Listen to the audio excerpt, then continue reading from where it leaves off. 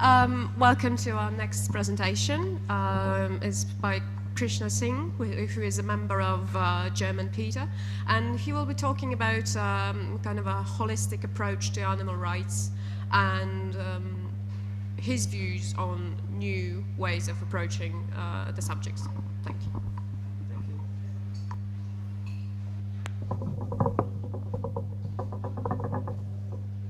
So hello, I hope you had an enjoyable dinner, and just 2 words to my person. Yeah, I'm legal counsel of PETA Germany, doing all the legal stuff about campaigning, and I'm going to talk to you about an issue which has become quite important in the last few days and weeks and months. So, but first I want to give a big cheers to the organizers who brought so many good people together, and people who are keeping up the good work. So thanks a lot for this.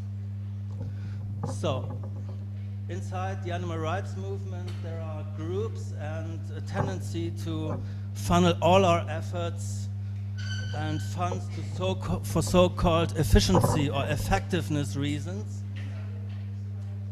into just one area, and that's factory farming, because it would reduce, so they say, the most animal suffering with the same amount of money, time and capacities. Some of these groups who advocate this strategy consistently demand that all other kinds of work for animal rights should better be cut out, simply because from their point of view they are not effective or efficient, as I would say.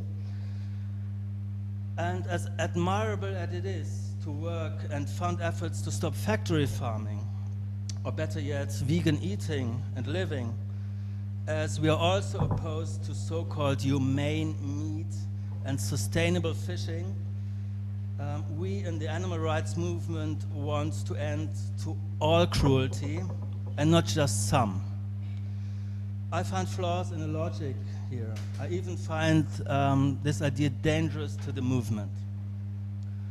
After all, we are an animal rights movement, which is a far greater, all-encompassing thing. So this is what it's about. As you see, animals are not ours to eat, to wear, to experiment on, or to use for entertainment, or to abuse in any other way.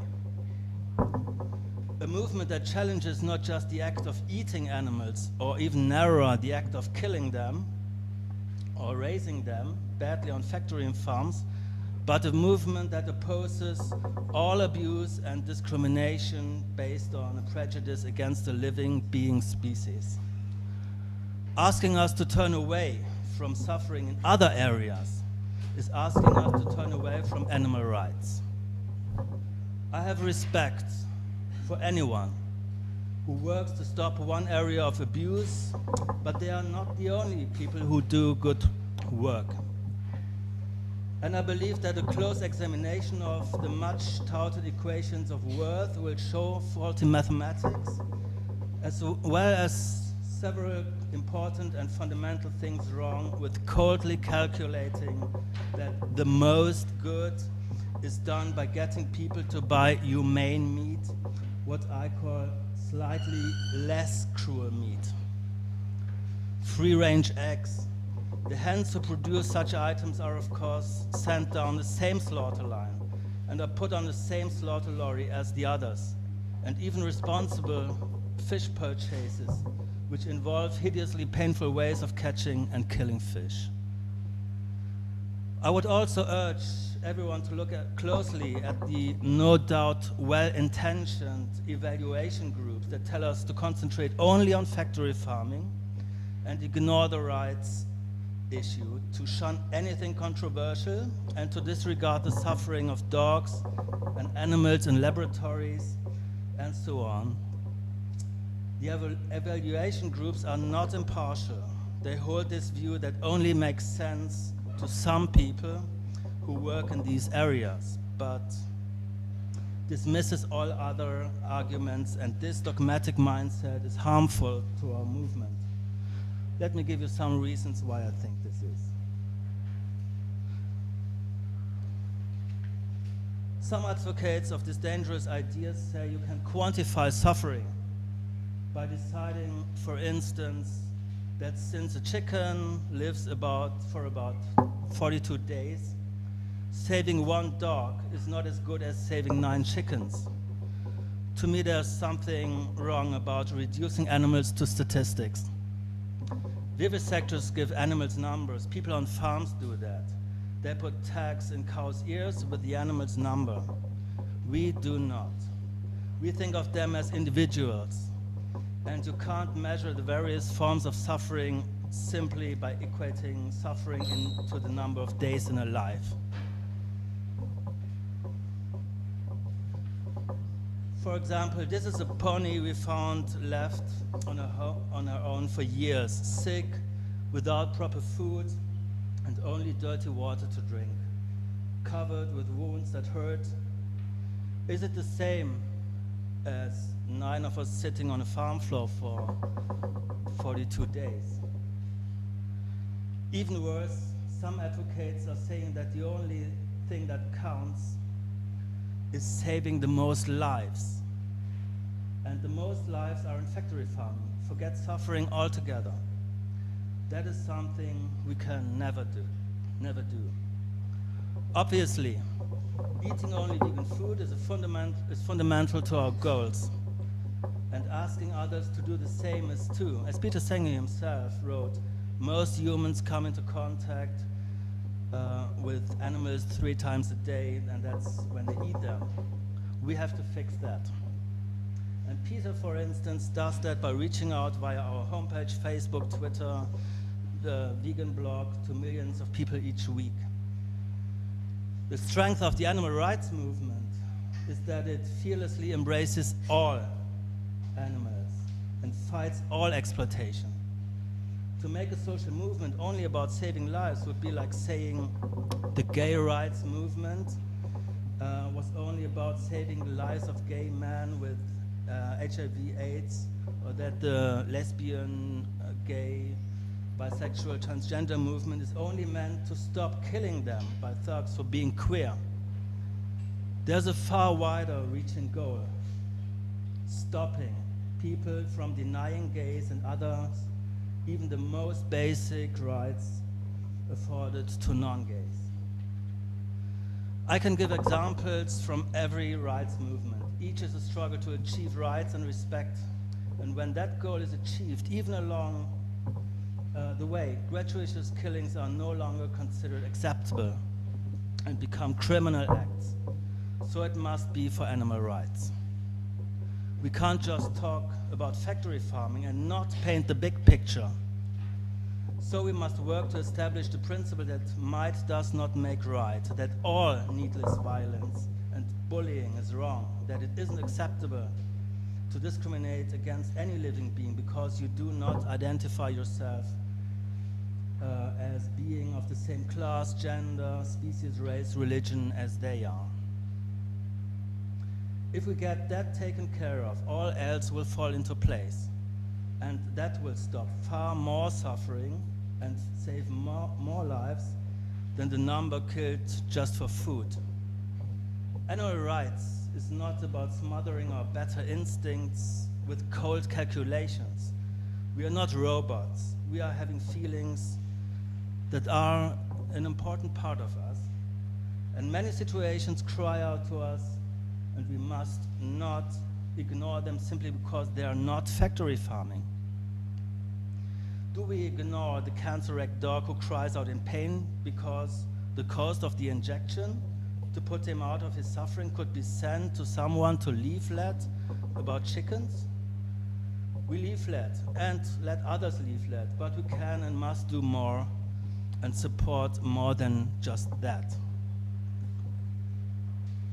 If we truly wished to do the most good, we could not strive to leave a smaller carbon footprint. We would kill ourselves maybe, and so provide a source of nourishment for other forms to life and the soil without taking any resources ourselves, so that doesn't make sense. We also attract many people who later become vegans by working on other issues. Look at Cecil the lion. this one. People who were upset by that. You know the story of Cecil the Lion? I don't have to explain that. People who were who saw this and heard of this case came to our website, and we had ideas for them. While looking at the issue they care about, they learn about other issues they would never have sought out because they weren't interested. They was just simply upset by someone, some dental tourist who went to Africa and shot this lion named Cecil, and that was it. We arranged a demonstration against Cecil's killing, and someone who thinks they only care about that comes. They come, talk to others, and learn about going vegan. It happens all the time. They want to do something about that, and so they come into the website and start their animal rights education. Someone preparing a meat dish, for example, was watching a mediocre boulevard TV show. They heard Alexandra Kamp, who is this, a German actor, talking about crocodile leather being used for luxury handbags. The viewer comes to the website to watch Mrs. Kamp's video and sees lots of things she's then shocked about, including this video, for example. Maybe you shouldn't. Maybe it's a sign that it doesn't run. Should we not have opened a pop-up shop in Asia? I'm going to show you this video, which is about leather.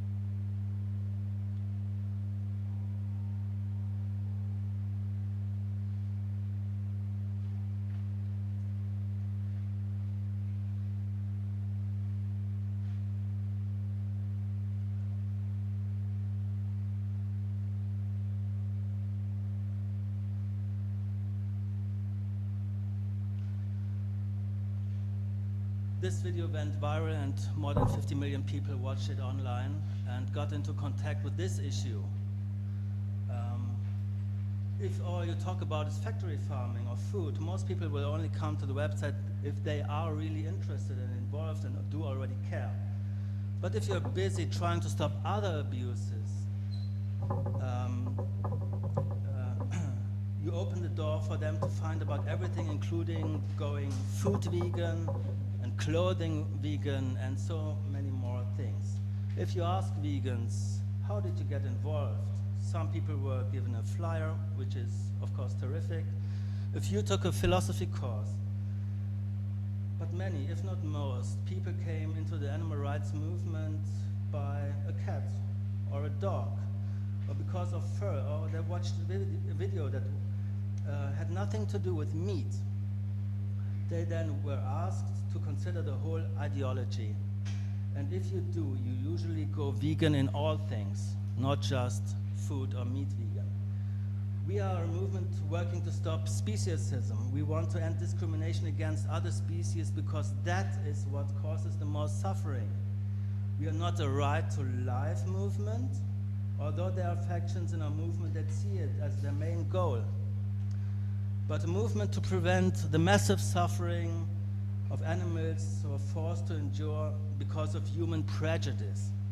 Now, as everyone says, it's awful to compare suffering, and it is, but if being pushed to focus only on animals used for food, they are forcing us to compare. You might ask, if I could save, like, say, 200 animals, would I choose 200 elephants in circuses or 200 chickens used for meat? Chicken used for meat are miserable about circa 6 weeks, sometimes 8. Elephants perhaps for 40 to 60 years. Chickens will probably have their beaks seared off with a hot iron, get thrown into transport cages and experience the horrors of slaughter. Some will die before the 6 or 8 weeks are over. They will, however, never know they had mothers, and they will never be mothers either. But elephants know and love their mothers, and they are all, while taken or born in captivity, taken away from them, causing years, if not a lifetime of grief. When they have their own children, those beloved children will be taken away from them. Thrashing and howling, elephants are tied down by all fours and beaten and jabbed with bull hooks to teach them to do what they are told to for up a year. And few will break legs or even die in the process. And the elephants will be shackled, unable to take 2 steps almost every moment of their lives, awake or asleep, except during training and performances when they act out of fear.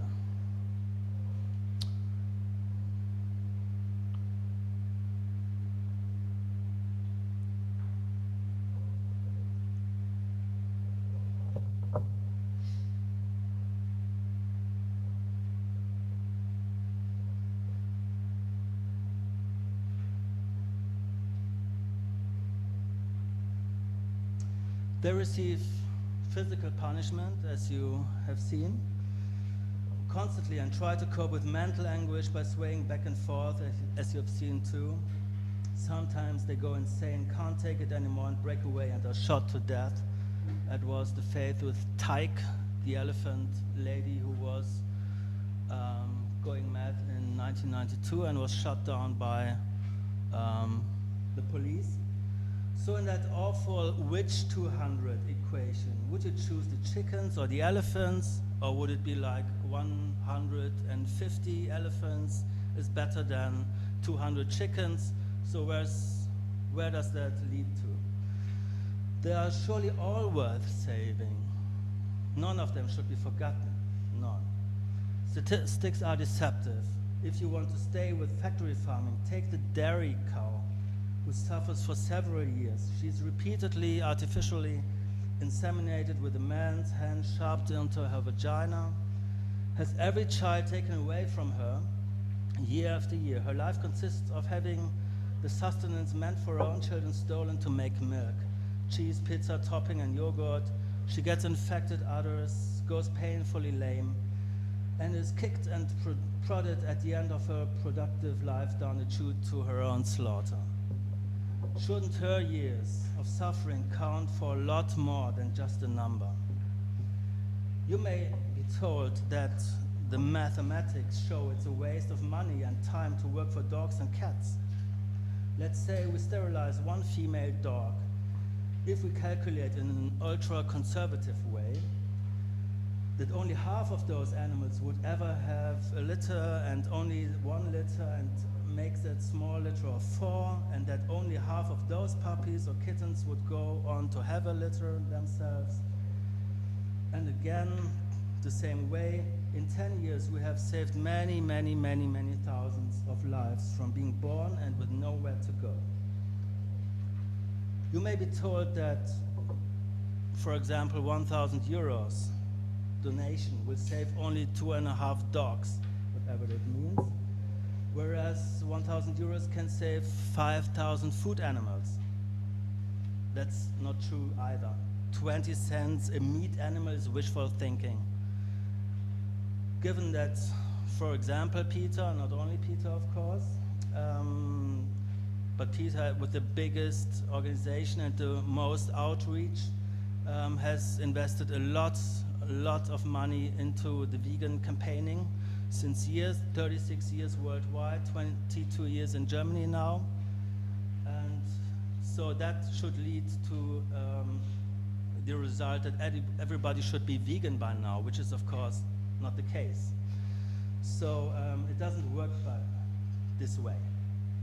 And if you do think the most important thing is to save the lives of animals used for food, it's then impossible to argue that we shouldn't work to stop the use of animals for clothing, because all of those animals' bodies become food after the leather and down and wool is removed from them, often by force.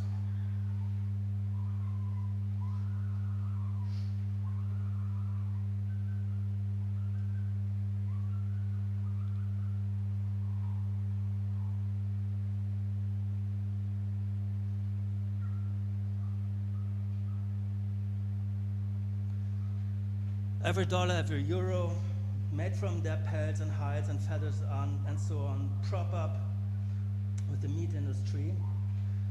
The meat industry depends on down pillow sales and wool and leather shoot sales to boost profits. It's not a byproduct, it's a co-product. Please see that clearly. Even the poor ostriches made into Prada handbags are kept like this, and this, and that's what they become in the end. Even then, there are fancy menus. The dogs bludgeoned for the export of leather who are being kept like this, and this, and this. They're also eaten. Not here, of course, but in some other part of the world. They go into the so-called winter soup. That's where they end up. They're all eaten. It's the same with the bodies of pigeons. In our cruelty cases, the rabbits used for fur, they're all eaten. Even those of us who work against drugging horses in the racing industry, can you see that?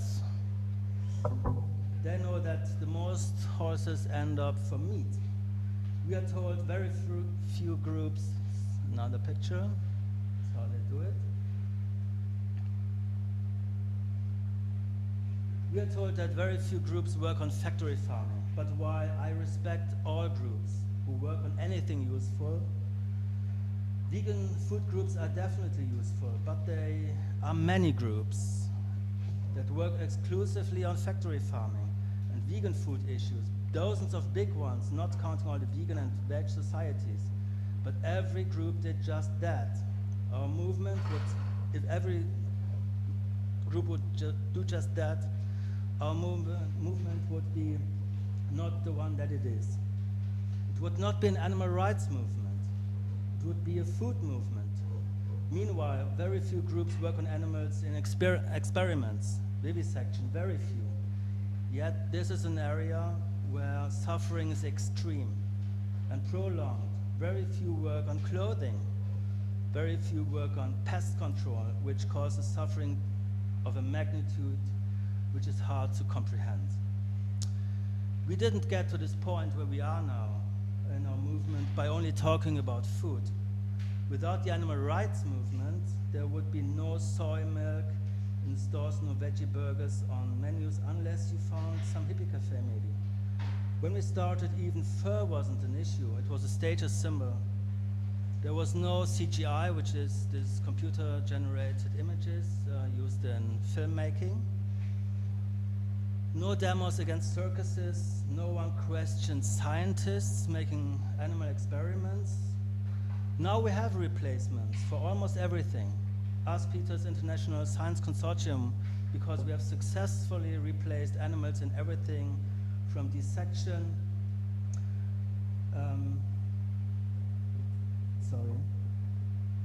to using dogs in pesticide tests, which I have a photo of here, stuffing rats into tiny inhalation tubes, substituting mannequins for pigs in military training exercises, and we're even replacing animal use in nanotechnology. We have stopped millions of animals from suffering for years in experiments and even closed labs like this one, which is in the US, the NC lab, and brought all the animals out. That lab would still be open if we'd only concentrated on animals used for food. And now we actually see ahead of us a day when testing drugs on animals will end. Of course, all the while, then and now, we have also pushed for vegan in everything, including food. It is the first tenet of our motto: animals are not ours to eat, to wear, to experiment on, entertain us, or use in any other way. To call on us to ignore all the other ways of suffering on animals in labs is the kind of thinking that has no place in animal rights. The same people who say that it's controversial campaigns make them uncomfortable and hinder progress, I ask you to look back in history to see it is the other way around. Even heated debates that arise from prejudices help us to make greater strides than remaining in our comfort zones. If we wanted a safe return on our investment in the animal rights movement, we'd keep ourselves in a low-risk mutual fund of activism instead of playing big to win big. Finally, to sum up, there's far more to animal rights than a head count. Let's not cuddle up to those who promote continued exploitation of other animals with humane meat and cage-free eggs and sustainable fishing. We don't want to sustain it, we want to end it. That's what this one says. Going vegan has to mean in everything, not only eating vegan, but buying only vegan clothing and cruelty-free cosmetics and products, not giving to health charities that test on animals, not being photographed with a parrot on your shoulder or a tiger cub, not swimming with dolphins, or going to rodeos or circuses with animals. It has to mean objecting to all animal objectification, spreading the word about how extraordinary and sentient all animals are, and much more. All animals in labs being live plugged for their feathers, electrocuted for their fur, beaten in the circus, sold in pet shops, beaten in the face with shearing clippers, kept in cages, hunted, trapped. They all need us.